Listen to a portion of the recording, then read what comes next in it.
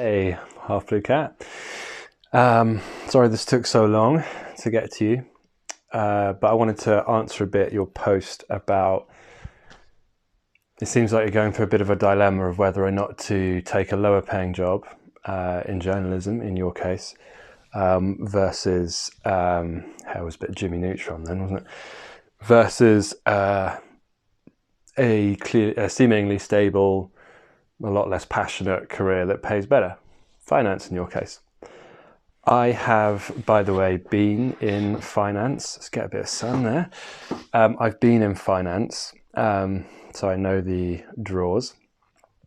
And whilst I don't have any advice, because I don't really believe in giving advice, you know your life best.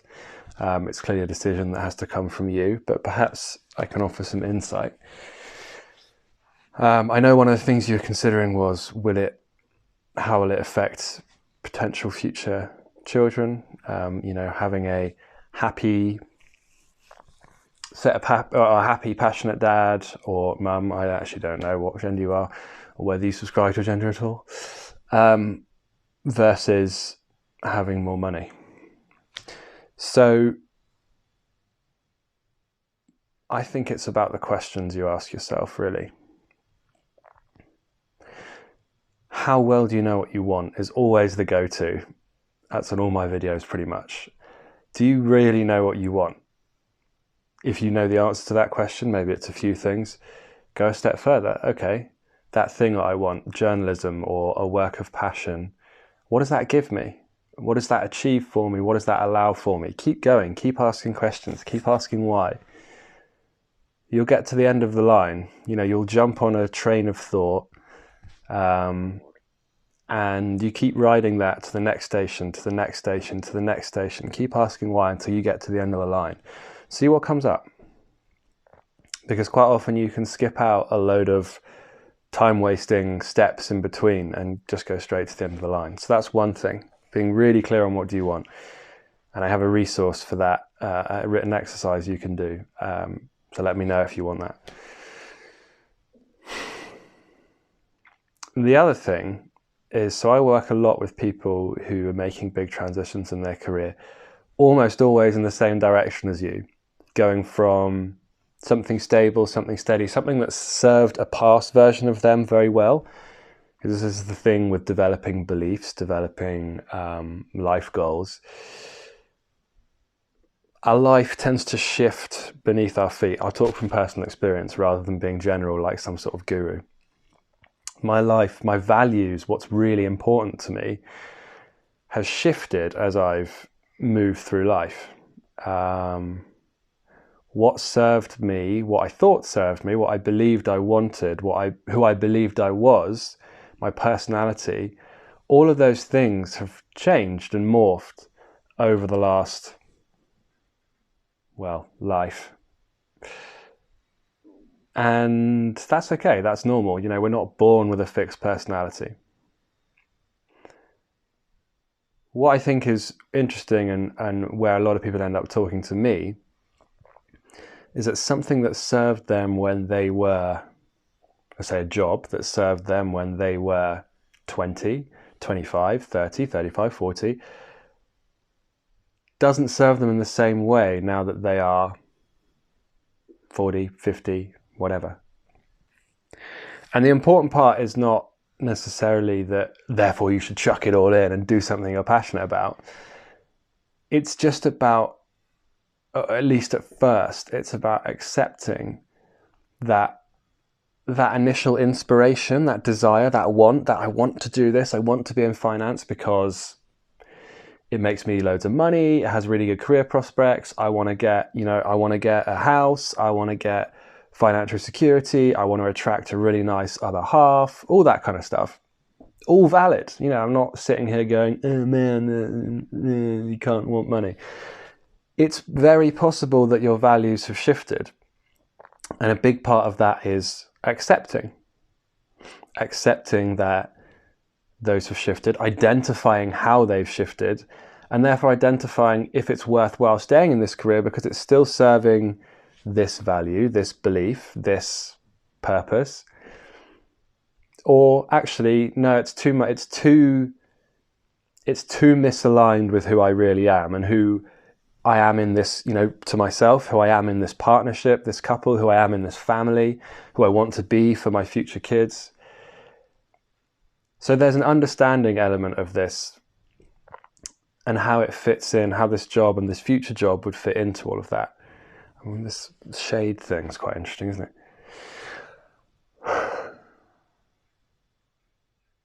And I think the other part is in terms of, I'm a bit biased, but in terms of setting the example for your kids, it's likely that if, and I don't know how old you are, but if at this stage in your life, you're already noticing this misalignment, this disconnection between what you do and who you are, and the surface level, i.e. the job, and the deep level on which you operate. If there's already a disconnection now, the two options I see are have a swing in the dark and make a big change. Go to journalism, see if that ticks your boxes. Don't do any more thinking about it. Make the decision and course correct from there, right? That's one option, valid option. Second option is start to really commit, use this opportunity that you've been given. It can be a gift, this indecision. Use it as a chance to really fucking figure out, excuse my language, figure out who you are, who you want to be, what you want. And then with that new knowledge, go from there, make your decisions, move on, and maybe stay where you are with that new knowledge, but more confidence. The other option is, of course, to bury your head in the sand and carry on. Now, there's no guarantee that any of those will work or not work. Your decision right now is which of those seems most appealing, which of those seems most likely to work. Here's the only bit of advice I'll give. If you do nothing, you do no digging, you go towards distraction, as most people do. Naturally, we don't like upsetting the status quo. We don't like making big change. It takes a lot of effort, and I'm not. This isn't facetious. This is genuine. It takes a lot of effort. It upsets our schedule. It upsets our partner's schedule. It involves big decisions. Decisions are stressful, man. Decisions. A life of no decisions, I think, is a life well lived, where you flow through. Not really realistic for us, but it involves big decisions. It involves stress. It involves blah blah blah, risk. And I think the really important part is that, and I'm back, I think the final part to consider is getting really clear on your definition of what financial security is, what that means to you, what that means to you with a family. Some people think a number in the bank account.